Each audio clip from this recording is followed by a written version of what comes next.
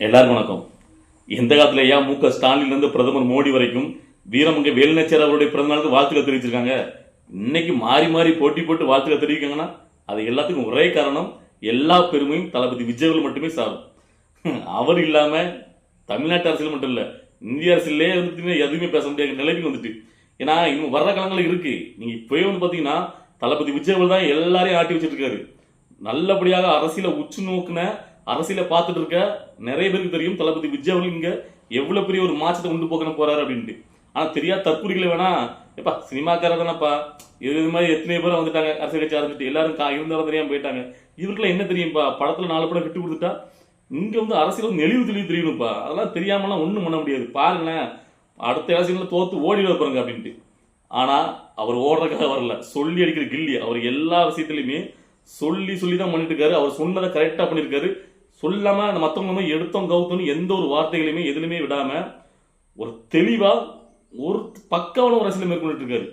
So அதனாலதான் இங்க இருக்கு எல்லாத்துக்குமே இன்னும் பார்த்தீங்கன்னா மிகப்பெரிய ஒரு பயம் ஏற்பட்டிருக்கு. ஏன்னா அவர் வந்து மற்றவங்க மாதிரி இதை விமர்சனம் பண்ணி அந்த விமர்சனம் எவ்வளவு ட்ரோல் என்ன வேணா பண்ணட்டும், நாம நம்ம பாதையில் தெளிவா இருக்குன்ட்டு அவர் எதுக்குமே, ஏன்னா அவர் பண்ண போற விஷயங்கள் எதையுமே இவங்களால யூகிக்க முடியல. இவங்க உளவுத்துறை வச்சு அவர் என்ன விஷயம் சரி, இப்ப நாளைக்கு அவர் வந்து காலத்துக்கு வராரா, நாளைக்கு எல்லாமே அவர் சொன்னது, அவர் நினைக்கிறது மட்டும் தான் பண்றது. ஸோ அதுதான் நம்ம தளபதி விஜய் பிடிச்சிருக்கு. ஸோ இன்னைக்கு நான் எதை பத்தி பேச போறேன்னு நினைச்சீங்கன்னா, அதாவது அண்ணா யூனிவர்சிட்டி அந்த பெண் பாதிக்கப்பட்டுச்சுல்ல, அந்த விஷயத்துல அந்த சம்பவம் நடந்த அடுத்த நாளே தளபதி விஜய் கண்டன அறிக்கை விட்டு இருந்தார்ல, விட்டு இருந்து அதுக்கப்புறம் ஒரு வாரம் கழிச்சு திரும்பியும் ஒரு வாரம் கேப் விட்டு ஆளுநர் சந்திக்க போனாரு. ஏன் அன்னைக்கே போக வேண்டியதானே, அடுத்த நாளே போகலாம்ல, ஏன் வந்து ஒரு வாரம் கேப் எடுத்தாரு? ஏன் அது வரைக்கும் ஆளுநரை பணையர் கூப்பிட்டு பேசலாம்னு முடிவு இருந்தாரோ, ஆளுநர் வரமாட்டோம்னா திரும்பி ஒரு பணையர் ஆளுநர் பார்க்க போனாரா அப்படின்னு நக்களை இலக்காரமா நிறைய பேர் பார்த்தீங்கன்னா கமெண்ட்ல போட்டுருந்தாங்க, கேள்வி கேட்டாங்க. ஸோ அதுக்கு அந்த நேரத்தில் பதில் வச்சிருந்தேன். அதுக்கு உண்டான பதில் தான், எப்பா அவர் அன்னைக்கு கண்டனத்துக்கு விட்டாரு, அதுக்கப்புறம் ஏன் வந்து ஒரு வாரம் கழிச்சு போனார்னா அதுக்கு இடையில இங்க உள்ள காவல்துறையிலும் அரசாங்கம் சேர்த்து ஒரு சித்து லேட்டு விளாண்டாங்கல்ல, அதை பொறுக்க முடியாம தான் என் தங்கச்சிக்காக நான் வருவேன்னு சொல்லி வந்தார் காலத்துக்கு. புரியுதா?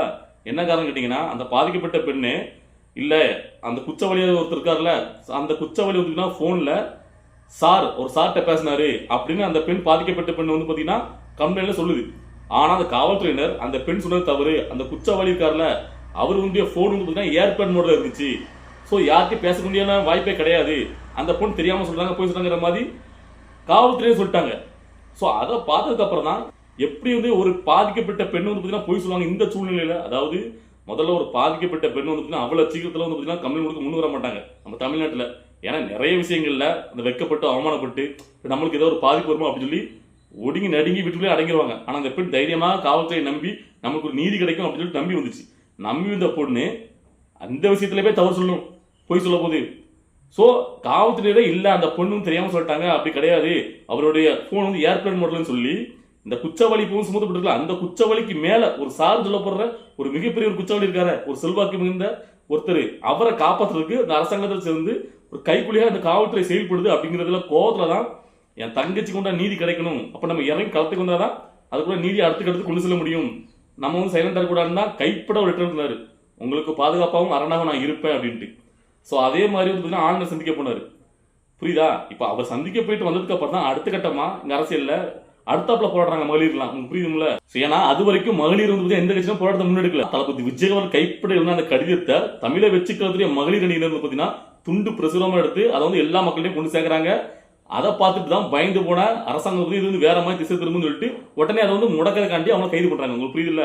சோ அதுக்கப்புறம் தான் இங்க உள்ள எல்லா கட்சியும் சேர்ந்து மகளிர் அணியினும் போராட்டத்தை அறிவிக்கிறாங்க. அதுக்கு அடுத்த நாளே பாமக போராட்டத்தை அறிவிக்குது, பாஜக போராட்டத்தை அறிவிக்குது. அப்போ இந்த மகளிர் எல்லாரும் போராடணும் அப்படிங்கிறத, இந்த பெண்ணுக்கு நீதி கிடைக்கணும் அப்படிங்கிறத தூண்ட வச்சது யாருன்னு கேட்டீங்கன்னா தளபதி விஜய் அவர்கள்.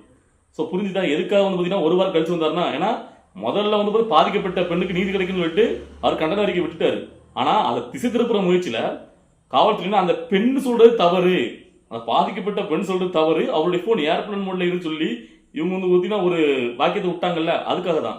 ஆனா எப்படி தளபதி விஜய் அன்னைக்கு கணிச்சு அந்த சொன்னது தவறுங்கிற மாதிரி இந்த பெண்ணுக்காக வந்து நின்னாரோ அது இன்னைக்கு உண்மை அப்படி நிரூபமாயிருக்கு.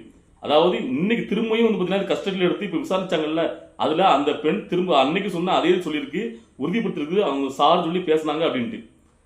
ஸோ அப்போ காவல்துறையினர் சொன்னதுதான் அப்ப தவறா? காவல்துறையினர் தவறா சொல்லியிருக்க மாதிரி தான் அப்ப திரும்பி அந்த பெண் சொல்லியிருக்குல்ல, இல்ல அவங்க வந்து சாருன்னு பேசினாங்க போன்ல அப்படின்னு அந்த பாதிக்கப்பட்ட பெண் திரும்பியும் உறுதி பண்ணியிருக்காரு. ஸோ அப்போ நம்ம வந்து தமிழ்நாட்டில் இப்போ நம்ம படத்துலலாம் பார்ப்போம்ல, அதாவது பார்த்தீங்கன்னா வில்லன் வந்து காவல்துறையினர் இருந்தாங்கன்னா அந்த அரசாங்கத்துக்கு சப்போர்ட் பண்ணிட்டு இருந்தாங்கன்னா அப்போ நீதி கிடைக்காம போகிறது மாதிரி, அப்போ இந்த நிஜத்துலையும் ஒரு பாதிக்கப்பட்ட பெண்ணை நேரடியாக வந்து களத்தில் வந்து நீதிக்காக வந்து பார்த்தீங்கன்னா போராட்டத்துக்கு முன் வந்தாலும் அப்போ அந்த பாதிக்கப்பட்ட பெண் சைடு தானே அந்த காவல்துறையினர் நிற்கணும். அதை விட்டுட்டு ஏன் வந்து மற்றவங்களுக்கு சப்போர்ட் பண்ணி எப்படி வந்து பார்த்தீங்கன்னா ஒரு பாதிக்கப்பட்ட பெண் போய் சொல்கிறது மாதிரி அவங்க காவல்துறையினர் சொல்கிறாங்கன்னு எனக்கு புரியல. ஸோ இதை பார்க்குற மக்கள் நீங்கள் முடிவு பண்ணிக்கிட்டீங்க என்ன மாதிரியான ஒரு அரசியல் நிகழ்ந்துட்டு இருக்கு. அப்போ இந்த 2026லயாவது நீங்கள் வந்து ஒரு நல்ல ஒரு முடிவு எடுக்கணும், யாருக்கு நம்ம சப்போர்ட் பண்ணணும், யாரை வந்து வெற்றி பெற வைக்கணும்ட்டு. ஏன்னா தளபதி விஜய் அவர்கள் வந்து பார்த்தீங்கன்னா மற்றவங்க மாதிரி கிடையாது. சும்மா வந்தோம் ஒரு அரசியல் கட்சி ஆரம்பிக்கணும், சும்மா நம்ம வந்து பார்த்தீங்கன்னா ஃபீல்ட் அவுட் ஆகிட்டோம், நமக்கு அடுத்தாப்புல ஒன்று வேணும், ஒரு பதவி வேணும் அப்படிங்கிறக்காண்டி ஆரம்பிச்சுட்டு வரல. அவர் இந்த ஒரு சீட் 2 சீட் வாங்குறதுக்காண்டி வரல.